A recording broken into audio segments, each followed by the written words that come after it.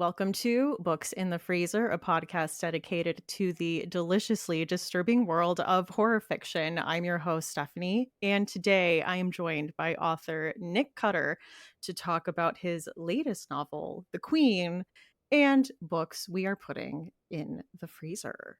So, thank you so much for joining me today. Well, thank you, Stephanie. It's a real pleasure to be here. As I was telling you earlier, I feel like I've been a fan for such a long time, so this feels a little surreal. Well, that's I hope not to disappoint you, although I probably will. So be prepared for deep disappointment in the following hour, or how long we talk. Well, we are here because you have a book coming out, The Queen. Would you mind telling our listeners a little bit about it? Sure. How do I want to describe it? This is very early in the going, so if you're asking me about an older book, I'd have sort of a canned clip that I could say about it. But sort of in general, it is a mystery, I think, about two best friends who have been friends for since they've been kids, and really, honestly, I think the secrets that occur between people and the way that people, even the people who know each other the very best in the world, don't actually know each other as well as they think they do, which is sort of something even I've had in my own life. Everybody has secrets and everyone's entitled to their secrets. I would say the secret in this book is a doozy and cut outside the cloth of reality. But really, I think mainly with this and with other Cutter books, outside of all the sort of gooey pyrotechnics that I enjoy to write, I usually want to make sure that I'm focusing in on the characters, and that was an interesting exploration with this book.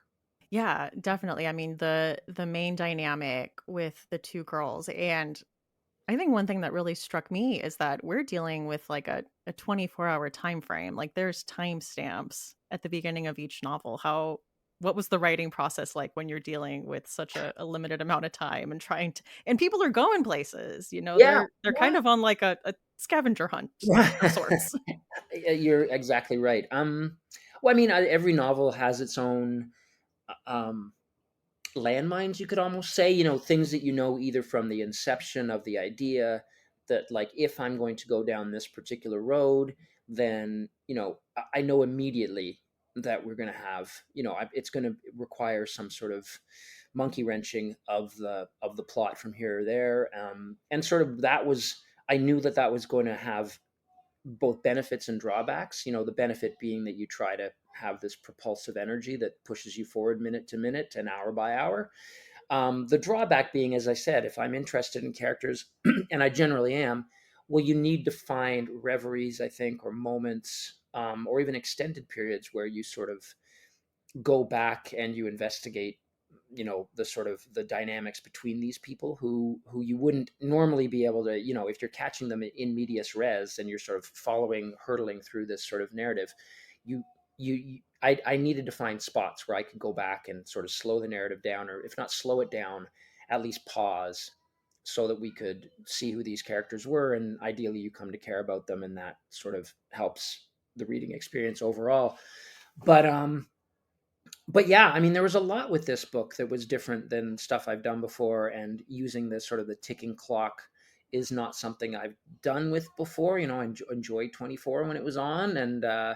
but never thought that I would fashion a book sort of on that same template. But yeah, it was. I mean, books are a challenge. Every book has its challenges, and again, some of them going in, like choosing a teenage girl narrator. I knew I that was was going to be just a challenge. that was my next Next, question. sure, we can talk about that. But and all, but others are like landmines that sort of, even after writing however many books I've read or written, there's something that'll mid plot. You'd be like, oh God, I did not see this one coming at all. And it explodes all over your face. And you have to sort of like either give up hopelessly, or you just say, no, okay, I'm going to put a tourniquet on here and get out the duct tape and, suture things over and then keep moving, and in the editing, we can sort of smooth this out. So I think for me and most writers who've been writing for a while, you assume that these things are laying in wait, and you're sort of still surprised when they happen, but you're better at navigating past them. Yeah. I mean, when in the process, I guess, was it at the inception of the idea that this was a story about teenagers? Well, I mean, I've written about teenagers before, either in my under my own or preteens, maybe. I suppose I was this gonna is say, yeah, Saturday Night yeah, Ghost Club is is preteens, and The and Troop is then The Troop is preteens, and mhm, I'm Cataract City. I wrote a book, Cataract City, which captures two of the characters or more of them in their sort of teenage years. But no, and I've certainly never written specifically from the perspective of a teenage girl narrator. So, and I did, Stephanie, sort of like, could I do this as a boy?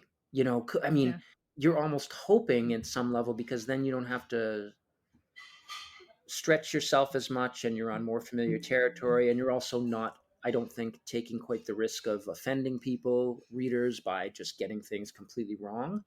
So, what I tried to do, and I've done this in other books too, is you try and focus on kind of the universal as much as you can, like yeah, things that feel to me at least sort of genderless, like the idea of two friends who've known each other for a great long while, and they come to that crux point in their lives where usually just before university starts or college, where one of them is leaving and one of them is staying behind, where yeah, there is a cohort that is leaving and there's a cohort that is staying behind, and the mhm, feelings that come up during that, some of which are really surprising and upsetting, really. yeah, And the idea of even the person who leaves, um, that you might come to a place of estrangement with someone who you literally knew from your first memories.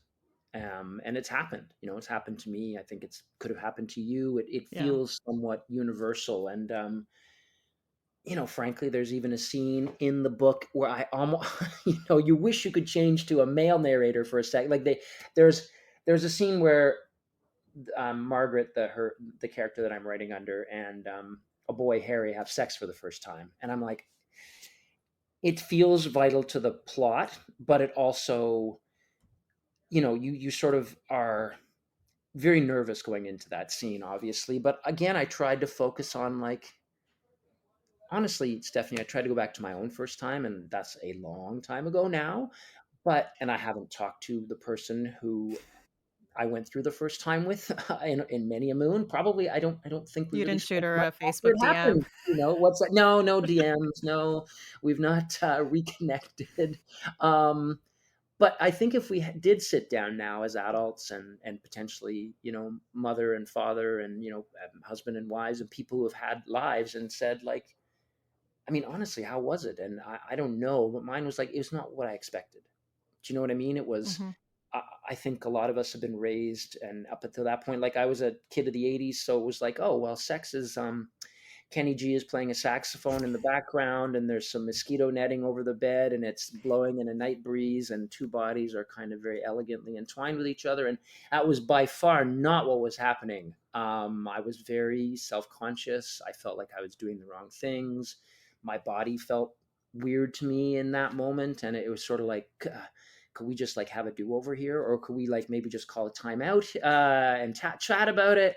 So again, that's way TMI, but it's also trying to stick with things that feel like, okay, yes, I'm writing as a man, but are these things to a degree somewhat universal? And if I could stick to those and try and Mhm.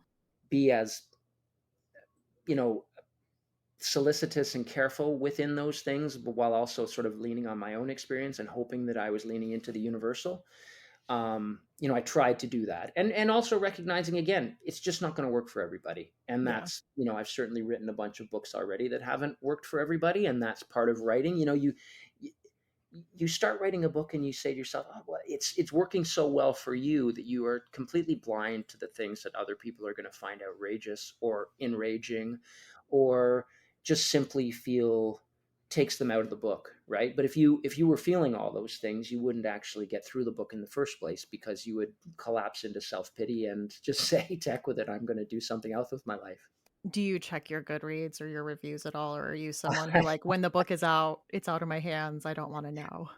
I do. I mean, I know, when I was younger, I mean, I've been a writer for, I guess, 20 years now, more or less. So we're going back to the dinosaur days, it feels like sometimes. But, my first book, there were probably like 10 reviews of substance. If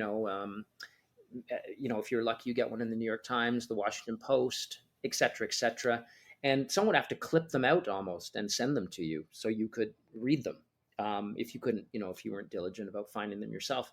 Now, obviously, as you know, Stephanie, there's a great amount of people who you can read who have an opinion about your work, as they've always had it. It's just now they have a more public venue in which to do it. And I think it's great. I think Goodreads is great. I think Amazon is great. I think they're a great benefit to writers and they're a great benefit to readers. But for me, um, it's like a 5-star review. You think, you're being soft. You're not, that's not a real, you don't really mean that. And then the 1-star reviews are like, oh, my soul, you found the most awkward and terrible part of it. And you know me, and you've just sort of outed my secret shame. And then now you're crushing me up in your grip without caring about it. And that neither of those are true. Both of them are perception based. Right. So Yeah. I feel like, um, it's just worth to avoid it altogether, and Yeah. I know some writers who do, and they're completely inured to it. They could be reading, they could be reading the newspaper for all that it really bothers them. But other people, I think, say that they're fine with it, and then they wade in there, and then it's too late. It's like you've gotten yourself caught in a Chinese finger trap, and you can't get yourself out of it, and you got to keep reading, and you're like, Yeah. well, the next one will be better. The next one will make me feel better about myself, and then it doesn't. So I think it's just generally just avoided. All in general is the way I do it, but obviously your mileage will vary depending on who you are as a person and a writer. See that. I did have a question from a Patreon supporter, Valmai, who wants to know if your stories are based on some true stories or if they are solely from you, from your imagination. She said specifically because The Troop and The Deep had a documentary true crime kind of feel. Oh, interesting. That was my cat who just went went ballistic there for some reason.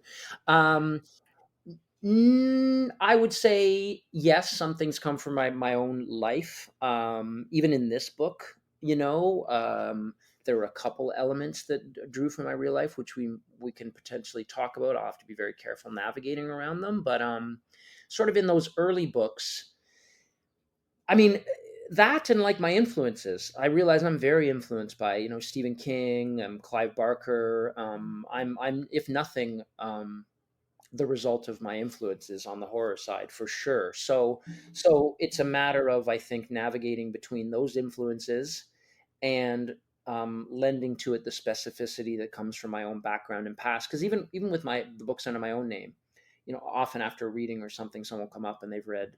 I've been grateful that they've read a number of the books, and they'll mention a specific scene and say that it really felt meaningful to them, or they felt an immediacy to it. And normally it's like, well, that actually is something that started with a kernel of my own life experience. And I think I learned a long time ago to start with something that you can anchor yourself to, I think, narratively or as a writer, that feels emotionally resonant.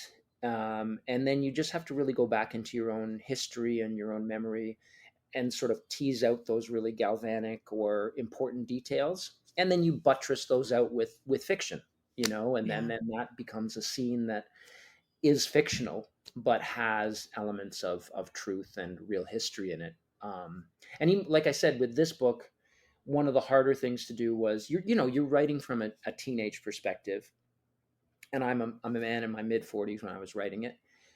I'm a long way away. I'm 3 decades separated from the mid 1990s when I was the age of these kids.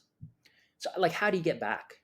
And truth is, like, for me anyways, I can't wholly. There are some tricks, I think, and techniques that can sort of anchor you maybe, or pull you back to those sensory memories that feel realistic and resonant. But I mean, there are some authors, again, Stephen King being one of them, who seems to have, a Ray Bradbury, have a like an immediate lifeline to their childhoods, like as though it doesn't Yeah. matter how much time has elapsed, they can just reach back and get these pointillistic details and entire scenes that feel completely like they're carved out of a recent memory. And then you have a writer like S.E. Hinton, who, I mean, if you write The Outsiders when you're 16, that's a good way to do it. It's Yeah. a good way to be the age of your characters, because then the immediacy is actually, I'm living it, right? But for Hmm. most of us, um, we've got to go back and find ourselves in a way, and then and try and transfer that into the character. And so for me, it was like going back to my hometown, and I set this in my hometown where I spent my formative years, I'd say my high school years, and dragging out the old yellowed yearbooks, going through Yeah. them, and it really helped. And then my school, I didn't realize this, has a Facebook page, and we had a really active AV department.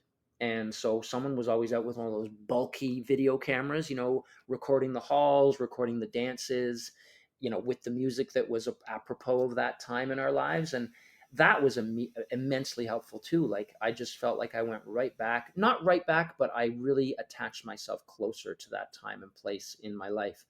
And I think those were really helpful to me to Yeah. sort of like try to write as well as I could and as honestly as I could from a teenage perspective. Again, knowing that, first of all, I'm writing about teenagers in 2018, so things have changed, But Yeah. sorry, I completely derailed my own train of thought, which was that when I was a teenager in my hometown of St. Catharines, there was a serial killer named Paul Bernardo, and he killed two girls.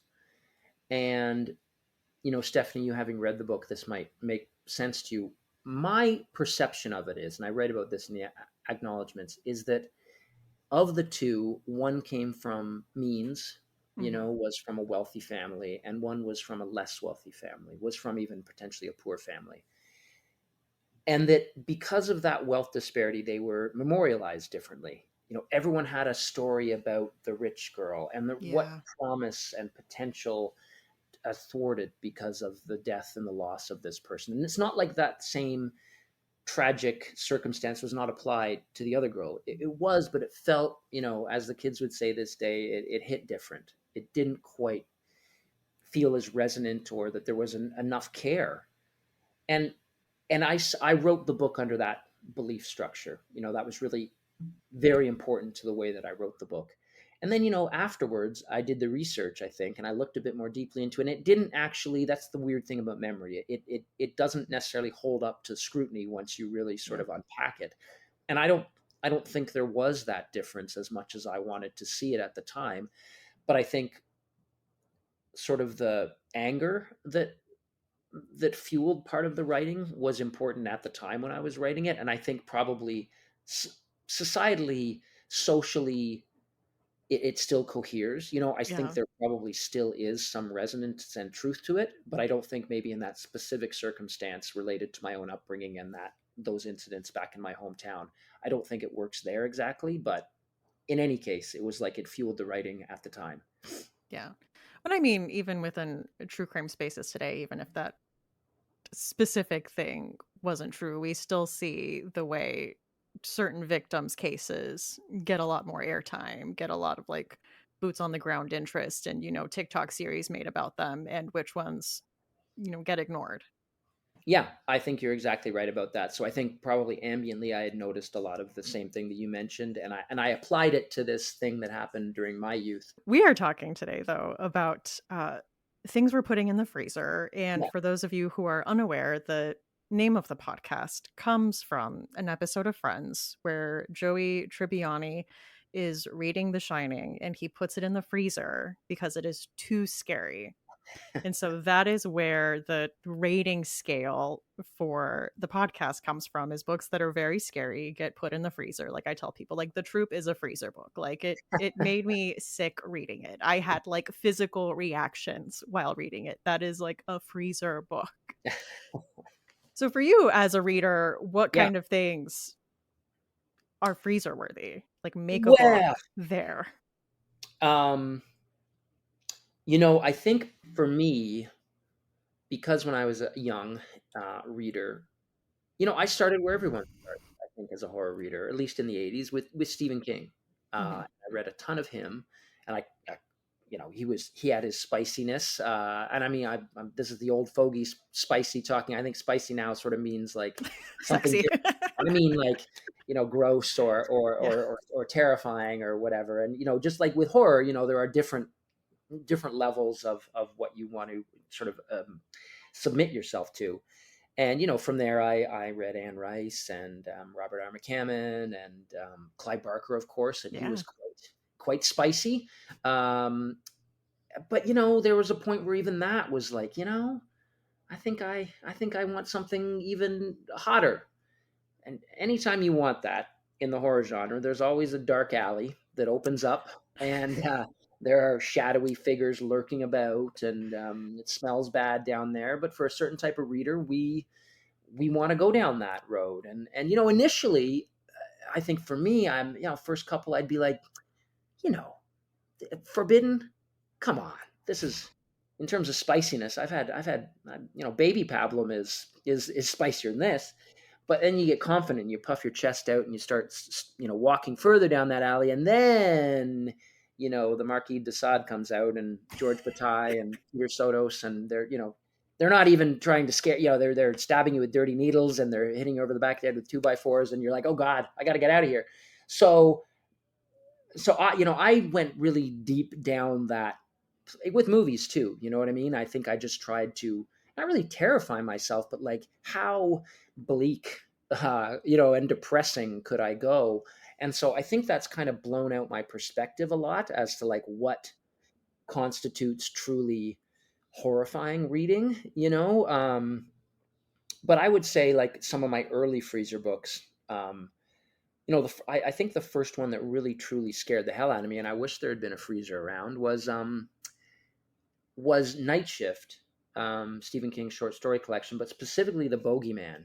It was a really terrifying short story, and I remember reading that in a library in the clean, sane light of day, probably 13 years old, and finishing it and kind of having the jitters, but saying, oh, that wasn't so bad. Like you're trying to sort of convince yourself it wasn't so bad. That was fine. That was fine. It was like look to other people like it was fine. It was fine. Don't worry, it was fine. And they're like, what? This poor kid's having a collapse over here.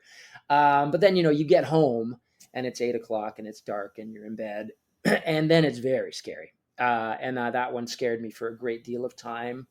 Children of the Corn. I'm not sure if that came from that collection or Skeleton Crew, but I think it was a Night Shift was another one. And in the movie, of course, came out around the time when I was at that impressionable age, and I saw it when I shouldn't have. And so that did it. What else would I say? Like just in terms of like, I mean, anything by Jack Ketchum, but specifically, Off Season or The Girl Next Door, I think are definitely like, and just in terms of like bleak, like, and then if you really want to get like someone like Peter Sotos, I mean, I'm not I familiar don't know with if his work, but you don't even know who he is, or you're not. no. Yeah, okay, yeah. Well, don't go there. I mean, Okay. I will Don't unless you go want there. to completely just be pulverized with like, why did I do that? And I don't keep up really with the like when I was younger, like someone like Ed Lee. Mhm. My first book to preserve under the pen name Patrick Lestuca was with a press called Necro, which at the time was known as the home of hardcore horror. And I wanted to be in that. I wanted to be in that press so badly. And I wrote to the owner and I said, I'm a young knucklehead and I've got this novel. And he's sort of like, oh God, I've dealt with you types before, but you know, but send it along. He humored me, and it ended up being my first published book. And he was like the most awesome guy. And as often you meet people in the horror world and you think, well, you run a press like Necro, like you're probably going to have a necklace of skulls and walk around in a warlock hat or something. And nothing could be further from the truth, right? He's just the nicest, sweetest, most honest guy you could meet. But some of the stuff he published was really rough and tumble. And so, yeah, I thought like I'd want to be the next Ed Lee. Um, and then for whatever reason, I didn't. I mean, I know the Nick Cutter stuff is rough, and certainly by a lot of estimations, it shocks me sometimes that it's getting published.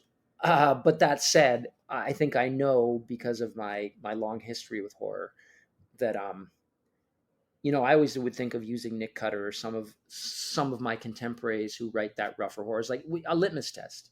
Like if that's too much, then bounce back to the sunny side of the street because there's lots you're going to love there and lots to admire, and you can read that stuff for the rest of your life and consider yourself a very well-read horror reader. But if you go past me, and I know this from being down that alley, there's stuff that's going to turn your head fucking bone white. So be careful. I agree. And for me, I feel like as a reader, it's when yes, there are those instances with what's happening on the page is so shocking, but like you were talking about with like the bogeyman, like when it leaks into when you're done reading and Yeah, you are at home at night in the dark yeah. and what you think of is something that happened in that book. That is like freezer level. And I'll talk about a few instances of that later when we get to our like official picks. But yeah, there are a few that have like haunted me or that I've literally needed to put down and like take a breather lap. Yeah, well, that's great. I always feel like if you read a book like that, that manages to just, because there's so many different levels, right? There's stuff that's just the pure, like, I can't believe that went there. Yeah. There's others that make you just feel so deeply unsettled, like a even like a composition in a movie, where Mhm. just like the frame is wrong, and something weird is happening that your eyeballs take it in, but your brain rebels at it. And I think that's same with reading. There's been scenes that I've read that feel like a really weird Dutch angle in a movie, and you just sort of, you Okay. feel just completely creeped out by it. And as you said, yeah, you got to put it down, go take a few breaths, walk around the block. But I mean, as a writer, I think, it's the highest compliment if you Yeah. can manage to make somebody feel that way. But again, because horror is so subjective, and because what scares me doesn't necessarily scare Yeah. you, it's amazing some of the stuff that will petrify somebody, and then the other person can be sitting reading the same thing or watching the Yeah. same thing and be completely unaffected by it. Agreed. My husband is not a horror fan, and before I start the story, I would like to say I had not seen this movie before, but I thought it would be a great idea for us to watch Hereditary. Oh, well, listen, okay, let's see. Okay. Yeah. As someone he did not watch horror, and he spent that entire movie stressed out and kept asking me, "Why do you like doing this? Why do you enjoy feeling this way?" That's it, right? Like, my wife is the same way. She'll do the thing that a lot of people do, is around now, spooky season. She'll read one book or watch one movie or part of one movie. And that'll be enough. It'll Mhm. sort of like, it's like a craving you get for food, Yeah. and then you eat it once, you're like, okay, that's fine. I'm good for a year. Obviously, we are not built that way. Yeah. We are built differently, but we are married to people who we love, who really exist at the opposite end of the spectrum. And I would say Hereditary is, it's so hard to scare me at this point. You know what I mean? I wish it was easier. I wish it was. I wish I could go back to sort of that brain that I had when I was a teenager, and I was, or even younger, and everything scared me. And, Yeah. and, and now it's sort of like you're inured to it. But Hereditary, and to a lesser degree, but still not to a 0 degree, was Midsummer. Like, both of those were really, I think Ari Aster really has something as a horror film director.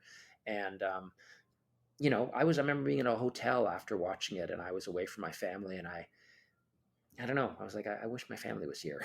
you know, I don't know what I can say. I just felt real, and I had to pee, and I'm like, I don't want to get out from under the covers. I really don't. I'm talking like I'm a 42-year-old man. So partially I guess that's my brain, and that's why I've become a horror writer myself. But partially, it's just that film was very effective. So yeah, Yeah. I'm sorry for your husband, but I actually I sympathize with him, because I felt pretty bleak too. Yeah. I mean, I was scared too. It's not like I Yeah, was no, like the brave stoic one. I was also like, "Oh my god. Oh my god, it's in the corner." it's too much. It's too much. Yeah. But he's looking at me like, "Why is this enjoyable for you?" I know. It's hard to explain. I know. I think my wife does too. Like, and that this is my career, and Yeah. yours too, right? It's like, so it's sort of like, boy, not only are you like an aficionado, and like doing this to yourself, you've decided to build your life around it in a more fundamental kind of a way. And I don't know. It's like, it's horses for courses, really. Yeah. So, I mean, again, it's not worth explaining. And I don't know if you tried to. Okay, listen, let me tell you why I Yeah. like this, because I'm not sure that it's needed, really. Just Mhm. like it is what it is. And there's so much to like ambiance of when you watch a movie. Like when I was in college, my roommate and I watched the all the Paranormal Activity movies. And there's something about watching them on a laptop with Yeah, like headphones on with the volume full blast yeah, yeah, in your yeah. I headphones. completely agree. Those ones scared me too. Those ones did a Yes. good job, especially the first one. Blair Witch, obviously, sort of paranormal, was I think using that rule book really well, and maybe even weirdly, I wouldn't say better than Blair Witch, but it kind of refined some techniques that Blair Witch had kind of incepted, I think. And but Blair Witch, in terms of like, I think that's an hour and 5 minutes or an hour and 10 minutes. It's an enormously short little movie, but again, enormously effective. And someone said they'd rather see it on the big screen. I'm like, I kind of like it better on a small screen because it's the whole conceit is that it's recovered VHS tapes. Yeah. So you'd be watching it, initially on a TV or something. So yeah, no, but I agree. Paranormal Activity did a number on me too back in the day. But I mean, I don't know what you'd say your top five. My top five, like that scare me. Uh, the Exorcist scared me. Jaws did a really good job of scaring me. Like I still have a lifelong fear of sharks. Sometimes in swimming pools when it's nighttime, I'm like, I know there's not a shark in here. Even a little one's not here. I'm in Ontario. It's miles away from any ocean, and yet I'm just What I'm if? consumed that I'll Yeah. get eaten by a shark. Yeah. The Ring. The Ring that Hmm. was my first experience with sort of J horror, and there are quite a few of that vintage that really scared me when those came out. And then I think Hereditary was the next one. So Yeah. as an Wow. adult, it was The Ring.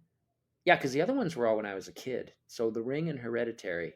I mean, there's other ones that have absolutely been super effective. And like again, like the Blair Witch or Paranormal Activity. But I would say like in terms of really, really doing a number on me, it would be those two. Yeah. Yeah, Hereditary is definitely on mine. I watched Sinister around the time when that came out, and the snuff films part of that really Yeah, got to me. that's very effective as well. My wife too. We went and watched years ago before we got married, when I could still drag her out to things that she didn't really want to do. I don't know why I did it in the first place. It was around Halloween. It was probably just Mhm. okay, let's do our Halloween thing. It was Insidious was another one Yeah. that she did not like that one at all. And we were taking the subway home, and she was like, "I'm not going to sleep tonight." So she Those are she so made jump herself. scare heavy too. Yeah, they were, and then I always said, I thought the end of that one was when Patrick Wilson gets in a fist fight with the demon. I'm like, okay, I'm out. If you can fist fight a demon, it's ridiculous. You can't lay hands on a demon, and the demon, it's like if you can actually face up to a demon, I'm like that. So I was like, oh, good, because it was kind of working up until that point. And I'm like, oh, thank God they fumbled for me. But my wife thought fist fighting with a demon was petrifying, so it worked for her. That's like I went to go see It Chapter 2 with my younger sister who's not a big horror girl. And I was like, I'm sorry, they just bully the clown? They just bully him to death? Like that's I think that's what they do in the book too, don't they? They kind of just emasculate him, or make him feel bad, or basically it's like, I'm not scared of you, and yeah. that's the idea is that's what he feeds on, or it feeds on. And Yeah. if you can sort of face your fears, you know that is probably it. The book itself, I reread it a couple years ago, but the first time I read it, um, that's what reading's all about to me. I think about that book, and I think about Stephen King, and I think about, like, I did a talk last night, and someone asked me how it felt to have the troop when Stephen King blurbed it. And I was like, it's like when you're shooting jump shots at the park, and Michael Jordan happens to walk by, and he goes, "Yeah, that's not a bad jump shot." You know what I mean? You're just Yeah. like, "Wow, thank you." And I went on to say, like, when I was young, a teenager reading him, someone would inevitably see me with my nose stuck in a book, and say, "Oh, well, you like horror? Yeah. Well, hey, maybe you can, the next Stephen King." And it's like, as a kid, my son thinks he's going to be the next Steph Curry, and I hope he is. He's still got that possibility, Yeah. and one of the sort of like strength of youth is you can just believe anything, and anything can be possible. For me, it was like, if I did harbor that thought, and maybe I did, as sort of a youthful craziness, but you actually, you join the writing world, and you get to understand just what a genius he is, and what a titanic sort of force he is. And you come to realize it's just like, it's great just to be around, and to be a to bask in what he does, really, frankly, is what it comes down to for me. And something like it, the Mhm. roundness of the feeling when I finished that as a teenager, and just the kind of mix of elation and feeling so full, but also feeling melancholy that it was gone, done. Because Yeah. as you're going towards it, the pages are ending, and there's going to be a couple pages at the end, like advertising other books in the Signet line of books. Yeah, those are not what I want. The end's gonna hit me quicker than I want it to. Um, and those are the things that set the fundament for most of us, and wanting to try and do it ourselves at some level. And I went on to say, a lot of people are influenced by, say, HP Lovecraft, but he died long before he could see his impact on the genre or on culture in general. But Stephen King and some others like Margaret Atwood, my countrywoman, I think they've lived long enough, and they've been prolific enough, and they've been meaningful enough that they can see their impact on the culture Hmm. while they still have breath in their lungs. And I'm certainly, I carry that influence forward, with obviously my own books.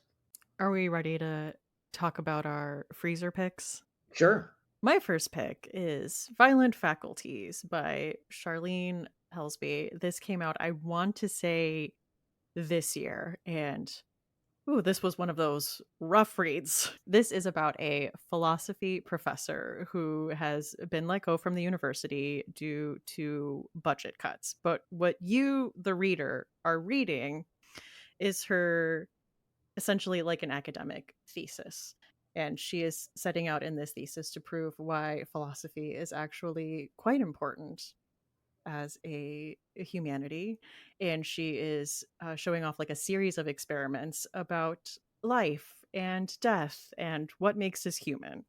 And she is doing this by kidnapping and torturing several people who have wronged her either professionally, like they're, part of the university, they were in charge of making this decision.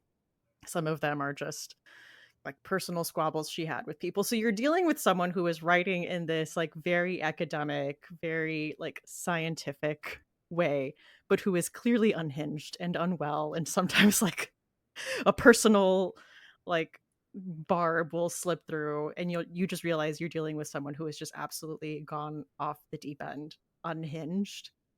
And I mean, I think this just went there in all the ways that I was not expecting. Like she like capital T tortures people. Like it's on Hmm. the page. She's writing this down like, and this is what I observed when this happened. And this is how the subject reacted when this was done to him.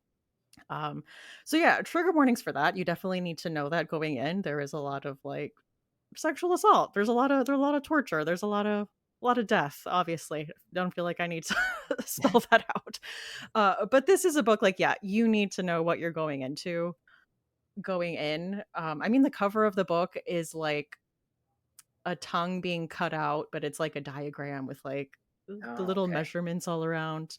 And I picked this up at StokerCon, and I should have known because when I picked it up, the guy said like, "Oh, how do you do around gore?" So I should have known what I was getting myself into when like that was the reaction when I picked it up. So yeah, definitely a freezer book for me, not for the squeamish. It does have its funny moments in there, but obviously it's extremely dark. So that is Violent Faculties by Charlene Helsby. Remember that one. Violent Faculties. So, and now I do one.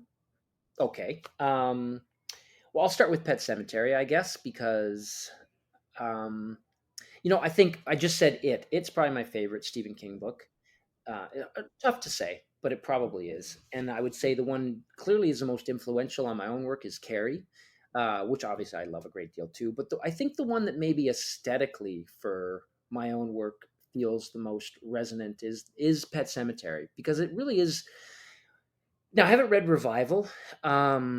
Well, I should, but I think that might be the only one that I can see from online scuttlebutt kind of rivals Pet Cemetery for its just bleakness. Do you know what I mean? Yeah. It's the one book, because there are, and that's not Stephen King's normal way of doing it. And there's a great number of writers who, even in the horror genre, will take their characters to really dark places and put them through the ringer. But there's that uplift maybe over the last 50 pages where they're pulled up, they exonerate themselves, they are um, absolved from sort of the trials of before them, and they're sort of patted on the head and they're patted on their bum, and okay, away you go to a relatively happy ending. You know what I mean? And Hmm. I think even horror readers like that feeling of being taken down, twisted around, broken, and on the journey of the character. But then at some point, there's that sort of sparing of the character, and there's that kind of like good and happy ending. And I think Stephen King does that too. The Shining would be, yes, Jack Torrance is dead. Not to spoil this for anyone who hasn't. I feel like it's very belated spoilers, but Wendy and Danny are at the end at a like a resort. So they've lived. So yes, they've gone through hell, but they've come through it. And that would sort of, I think, feel a lot of his novels do that, and a lot of other writers' novels do that. But this is one where it's like every chance that they have for redemption is thwarted. Every you know sunny moment is their black clouds will blow over, and I think the thing that makes it work so well, amongst many other things, is it all makes sense on a human level. Like every decision that gets made in that book is justifiable. You think you would have done it yourself, right? Like Yeah. I certainly, when I read it I didn't when I read it when I was younger, I didn't understand the parent angle as much. But when I reread it again as a father, I'm like, yeah, of course. If I knew there was a way, God forbid, I lost one of my children, and there was a way, as insane and dangerous as it was, to maybe get them back, would I consider it? Yeah, I mean, I think you ask most parents, they would say, there's nothing they wouldn't do, and I think that's why it works so well. But it also, there's no light, right?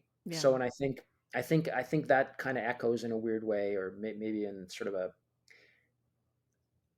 well, anyway, in a way that it just works. It suits my own aesthetic. So I think probably it kind of is the most resonant with my own work, and the most resonant with like the way that I sort of write my books, at least to this point. So yeah, it's super influential, and it's just a super good read. But also, like, don't read it expecting to feel uplifted at the end. Yeah. I love Pet Cemetery. I listened to it as an audiobook with the Michael C. Hall audiobook.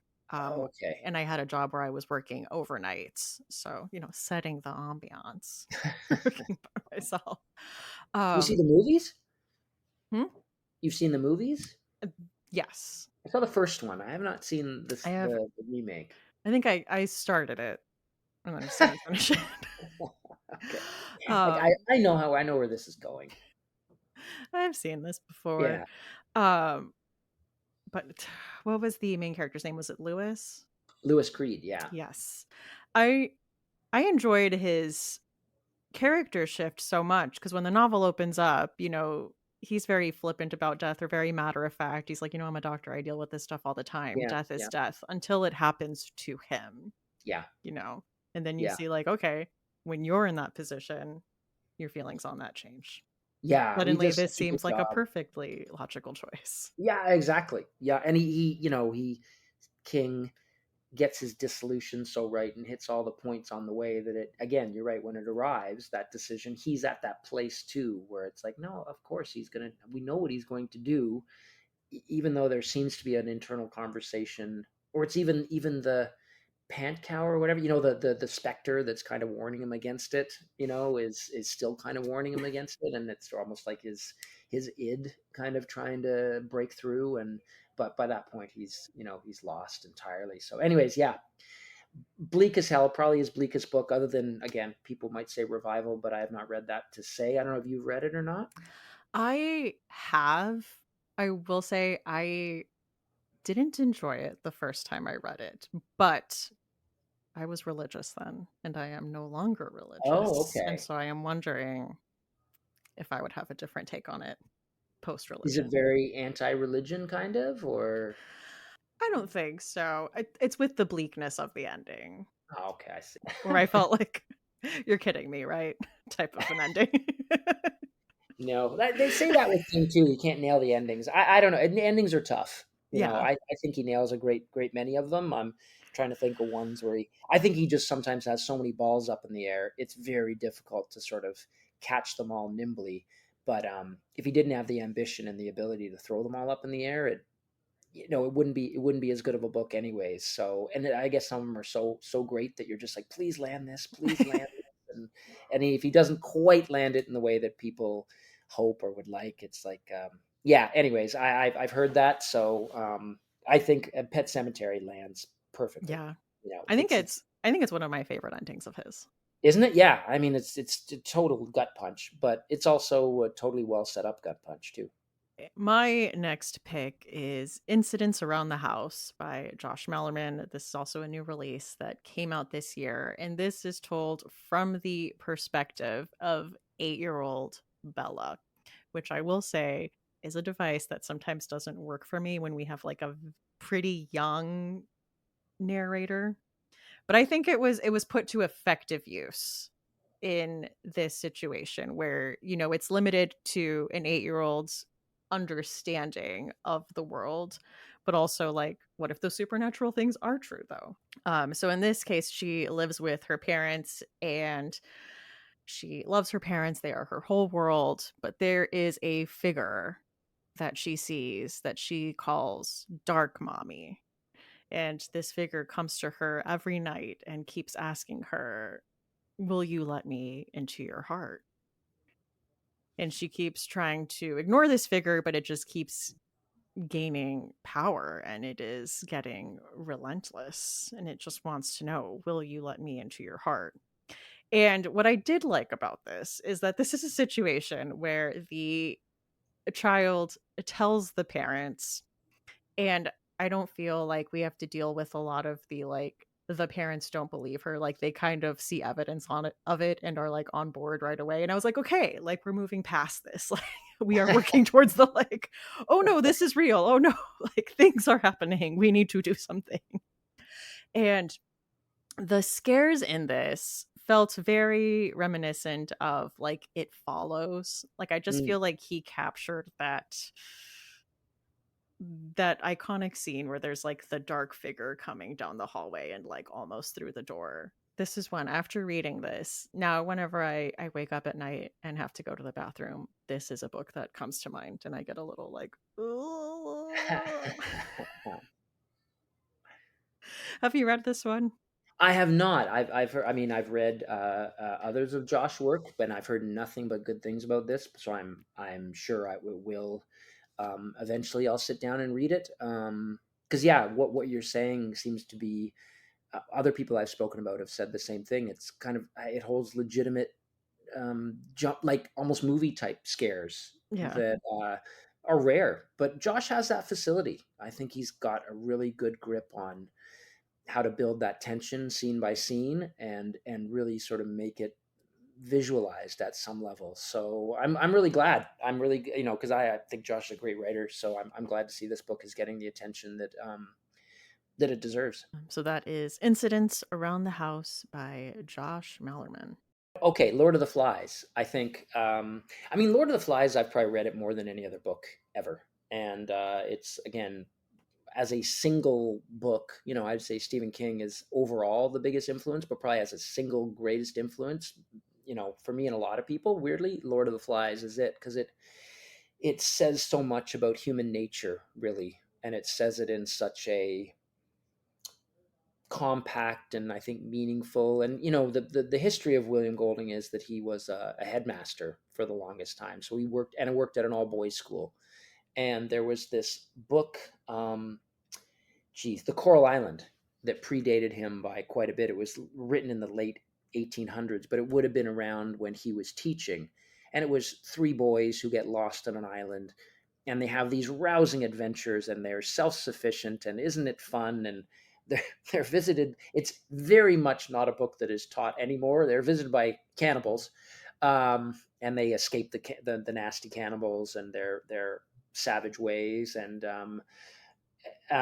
there's some other stuff that is very colonial and doesn't doesn't belong in any sort of present day context. But I think he was really pissed off, frankly, by that book and by the sort of like, oh, gung ho, we're good English schoolboys, and we'll make the best of our lot, and won't this be fun? And sooner or later, someone will come, some Johnny Old English will come get us, and everything will be fine. But until then, let's have a lark.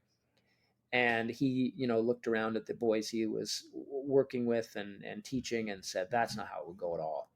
Yeah. And so he wrote very much against that kind of romantic notion of childhood, really, and of boyhood, and of, in a way that obviously has been massively influential and resonant. I was watching Yellow Jackets last year, which I loved, Yeah. and once again, you just realize, man, the pervasive sort of presence of that book and how much it has sort of in drips and draps and pieces here, there, everywhere, has managed to sort of infiltrate creative people's sort of expression since is amazing, including obviously in my own book, The Troop, Yeah. specifically very much based on sort of the tenets of Lord of the Flies.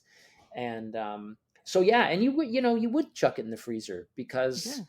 really the way some of the scenes specifically, and I think just the way it expresses human nature, again, is rather bleak. And I don't know that it would happen that way. I think there was something not too long ago where they discovered four boys had been, like, in real life, had washed up on a, sort of in a situation similar to it, and it was more like the Coral Island. They're like, all right, let's get to it, let's get along, and let's sort of like, sort of live this out until we get rescued, if we do get rescued. So, um, thank God, human nature doesn't always bend that way, but it felt to me like, yeah, I think William Golding's onto something here. So, yeah, that's number 2 for me. And what's number Yeah. 3 for you? Uh, Number 3 for me is The Cabin at the End of the World by Oh yeah. Paul Tremblay. This was one, and I've told Paul when I was reading it, I had to set it down. Like, it was too much for me. I felt like, I was in the cabin with these people. And so this follows a family who is vacationing in a cabin in New England when they are visited is a soft word. When they are invaded. Just a neighborly visit. Just a chit chat. Yeah. By a group of people who are convinced the end of the world is near. And the only thing that can stop the world ending is a sacrifice from the family. And this is a freezer book because, one, a home invasion in general, I think, is one of the more terrifying genres. And because throughout this book, you are trying to reason with people who cannot be reasoned with. Like, we are not in the same Hmm. reality. Like, and the stakes for them are high, the highest they could possibly be. You cannot possibly get through to these people in No. any meaningful way. And that to me is terrifying. Also wanted to add Michelle McNamara's true crime book. Oh yeah.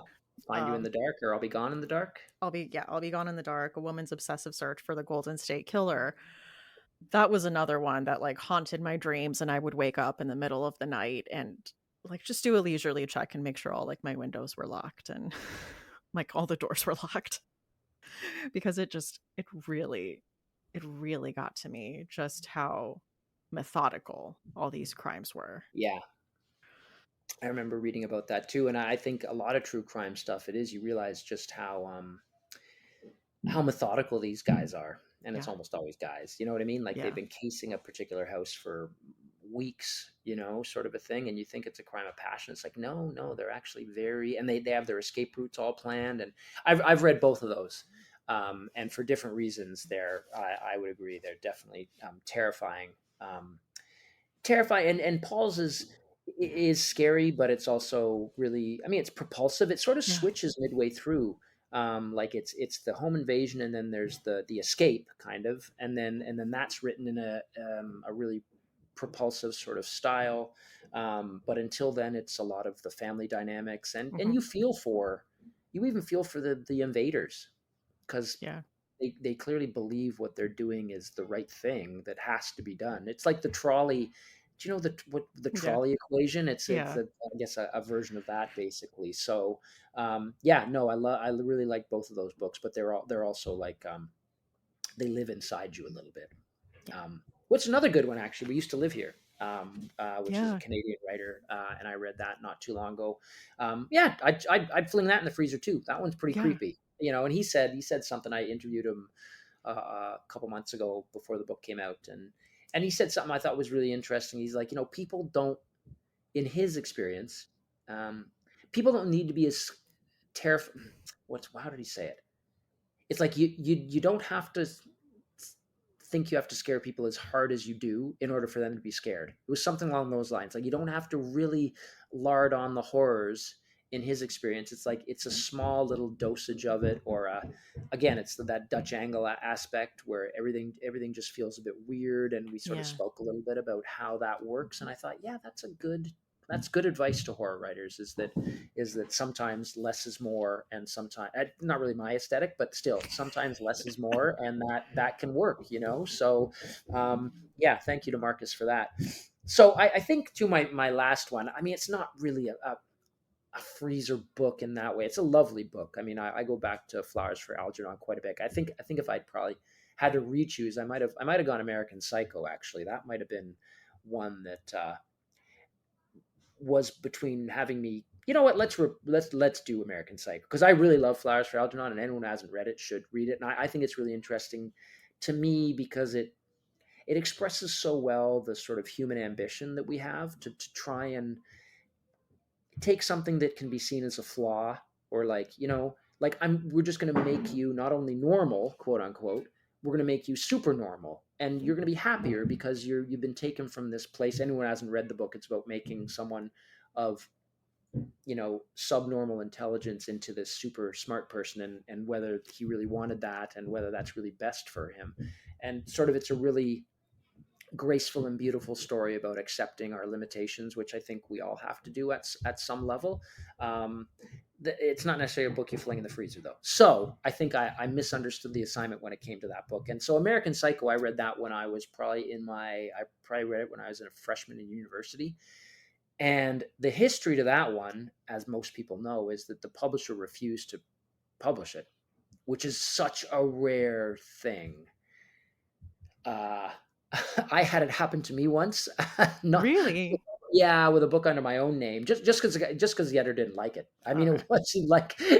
Sadly, it wasn't because I mean, it was out there, but I remember afterwards, like I was pretty young too. It was my second book, and my agent called me, and she was like, "This never happens." I'm like, well, thanks.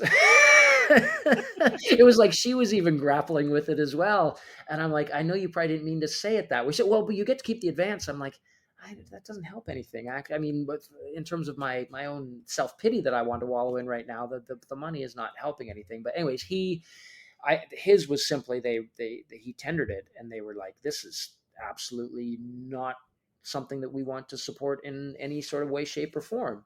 And I think for a while it sort of dangled in the breeze until Vintage found it and they put it out as a paperback original. So I don't know if they put a lot of weight behind it, but obviously it's become an iconic kind of classic of, I would say it's horror. It certainly Yeah. fringes on that.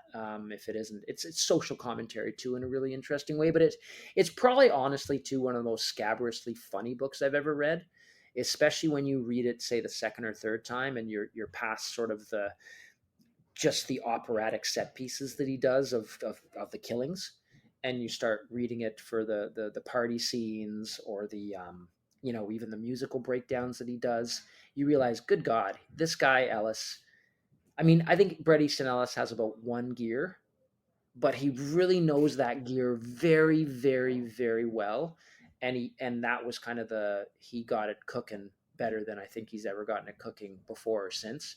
But American Psycho is probably truthfully, one of the most disturbing and gory books I've ever read. And I told you I've gone deep down that alley, and still American Psycho is probably very high up there. And yet it also manages to be absolutely polarizingly funny sometimes. So yeah, I mean, it's one of my favorite books, actually. It's a good Fling it pick. in the freezer. Yeah, fling it in the freezer. That was another one where when I bought it from the used bookstore I did, the person checking me out was like, "Oh, Are you sure? how well do you handle certain things?" I mean, by now, right? Like, certain books carry with them a backstory, right? So it's nice that someone at the bookstore is doing that. But when I get that, and I do get that sometimes, like you almost just like make complete eye contact and go, "I know exactly what I'm doing." The It's not the Ron Swanson, like, "I know more than you." Yeah, no, I know what I'm Yeah, taking into my hands here, but thank you for the warning. But yeah, yeah. That's a good one. I also wanted to mention The Ruins by Scott Smith. yeah, I love the ruins. That Very was another influential. one where Bleak. it's bleak, the body horror, and I mean, these people are also just being fucked with. Like, how Well, smart this yeah, thing even is. by the people who, sort of, that's another thing about Hereditary, but Yes. like it's like when you realize that the entire thing is set up by her An mom. outside force, yeah. Well, but yeah, but Yeah, but like her own mom, mom has yeah. kind of like done this to like take advantage of her daughter, her granddaughter, her grandson. You're just like, what an awful, mean-spirited, like just sort of like the nastiest thing you could possibly think of. And then, the ruins is sort of similar in that just like they're just lambs to the slaughter. But and it's written in such a plain spoken kind of a Yeah. way, I'd say, that sort of enhances the horror of it because it just feels so well. Anyways, you've read it, so you sort of know the feeling of it. But I love that book too, and it's properly regarded. I think, I'm trying to think of like whether enough people sort of read it nowadays, but I think so. I still hear Yeah, enough people talking about the ruins that I feel like it's got its proper place in sort of the pantheon. I think so. I think it lives on. Yeah. Um, and then wanted to end it with my most recent freezer book that I read. I just did a religious horror episode with CJ Lead, and for that episode, I read Father of Lies by Brian Evanson. Oh, okay. I have not read that one. I've read some of the short stories, so yeah. Yeah, this is about the first part of it. You're reading a therapist's notes as he is speaking to someone who, in the book, it's a fictional religion, but it is very clearly Mormonism. Um, and so he's speaking to an elder from the church who essentially tells him he's struggling with these thoughts of, like, sexual sin and violence towards children. And they're having this conversation. You're reading these therapist notes. And then in the second half of the book, or in the middle of the book, it switches to the patient's perspective. You know that this is all just kind of an act. These are not fantasies. These are confessions. And Oh, just the cultness and, like, the calculating way you are just in this person's head and in their thoughts.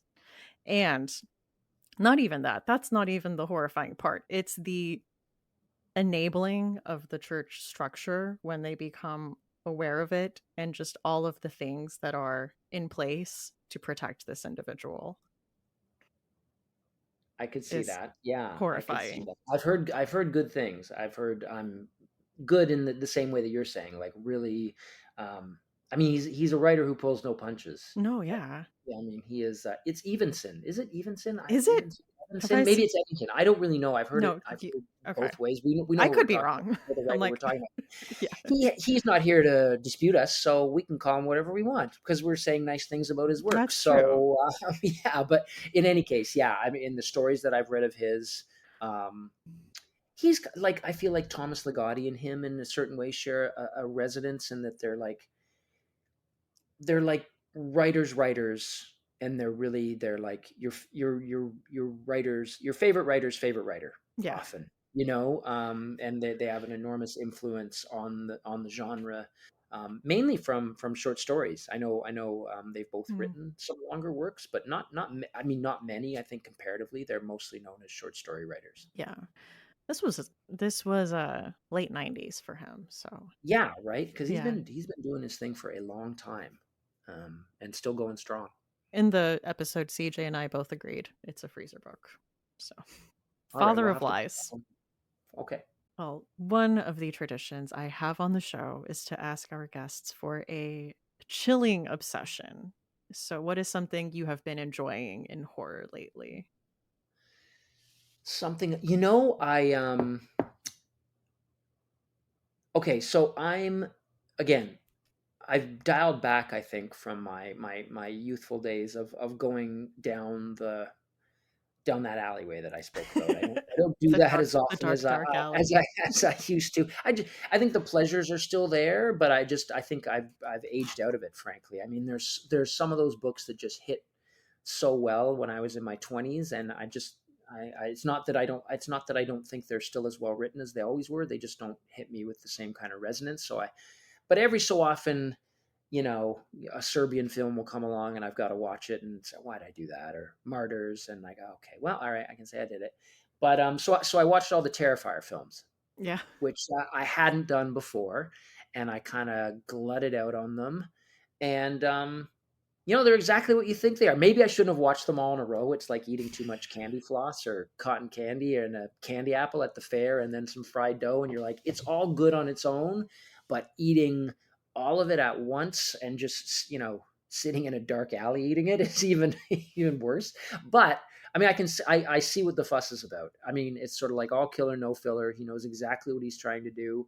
Um, he's playing with some really, well-known tropes, obviously, of the slasher, but he's doing it in a way that I think is super fun and super invested. It seems to Mhm. come from a genuine spot of love for the genre, and I always feel that's important. It's I think you can sort of tell when you're watching a movie or reading a book where it's like, whether or not I like this, and I really did like the Terrifier franchise. It's coming from someone who has a deep investment and love for these things that he or she is now sort of, playing in the Mhm. same sandbox, right? So Yeah. I thought The Substance was great that way too. I think she's an excellent director, and I think I've watched both of her films so far, and I can't wait to see what she does next. Because there's another one, just like gangbusters, balls to the wall, not pulling any punches. So I sort of love when you see a Yeah. big movie. And I guess Terrifier was not meant to be that. It's just simply become this kind of juggernaut that no one expected. But I can see why it has. So yeah, there, The Substance and the Terrifier trilogy. I still have to go see The Substance, and I did not continue on with the Terrifier movies. You just did number one. I just did number 1, and I've heard number 2 is a bit different, but I'm not sure in what way. Yeah, It I still don't has know the different in what way. Yeah. Art doesn't be, doesn't visit an orphanage and give out balloon animals. It's this. I'd say it's more of the same. Okay. Well, sorry, I guess I mean, you might say they're playing with he try what do you say? Tries to give like a backstory, I suppose, or Mm, tries to build a world, I think, around art and mhm. that sort of a thing, I guess. I'm not sure that's what people are going for exactly. I think most people are maybe they might even frankly fast forward past some of that to the gooey bits. Not that I did. I watched it, but anyway, but I can totally see like why you would stop or why a lot of people would stop. Yeah. Because if it didn't meet your needs with number one, number two, and number three they're not gonna satisfy you. I wouldn't think. Okay. I guess that's what I need to know. I watched the first one, I was like, "I don't know. I get why people like it. It's not really for me." Not your deal. No, Not my I thing. get it too. I get it. Right. Well, the second tradition we have on the podcast is to ask our guests for a final girl song. So you're in a horror Yes. movie, last one standing. What's your song? What's the final song? Yeah, that's a tough one. I know you gave me that right off the bat that you were going to ask, and it's been percolating in the back of my head, and yet nothing has really. Um, okay. Here's a very old school cut. There was this movie called The Trojan War. You ever hear about this one? No. Definitely, I'm not. So it was a long time, like when I was younger, and it was what's her name? The one from I Know What You Did Last Summer. That the actress. Jennifer Love Hewitt? Jennifer Love Hewitt, and she was very popular at this point. And it was a silly movie about a guy who um, wanted to have a date with this girl, or wanted to, I guess, hook up with this girl, but he couldn't find a condom, so it was called the Trojan War. So you can sort of see the, the sort of tenor of it. But he's always friends with Jennifer Love Hewitt, and they're sort of have this friendship throughout the whole thing. But it's one of these stupid things where he's like going after the wrong person when he realizes, oh, you're the one who, I really truly love. And at the end, they meet in a classic sort of 90s romance setup on the street. And there's a song from Peter Weller, who is used to be the frontman of Bauhaus, called "I'll Fall with Your Knife." So it's a great tune, and I could see it worked really well for me back in that day with the Trojan War. But you know what? It would work good for a Final Girl too, I'm sure. So that's the one I'm gonna stick with. Yeah, there it is. I love it. All right. I will add it to the playlist. Yeah, and not Peter Weller, the actor from RoboCop. Peter Weller, the singer. Okay. I'm sure Peter Weller, the actor, is also a good singer, but this is not one of his songs. It's not his song. No, not his. Well, thank you so much for chatting with me today about the Queen and freezer horror. My pleasure. Thank you very much for having me. I really like this podcast. It's a super cool concept, and many happy returns with it as you go forward. Well, thank you so much. Well, where can people find you online if they want to They find you? can't. They can't. No, Okay. I don't have any social media stuff, but I do have a website. Okay. So www.craigdavidson.net. And my brother actually put together a really cool site specifically for the Queen, so you can access that just through the website. Oh, And that's cool. yeah, kind of like an Easter eggy kind of thing that if you've read the book, or even if you haven't, you can check it out. So yeah, that's where you can find me. All right. Perfect. Well, again, thank you so much. My pleasure. Thank you very much, Stephanie.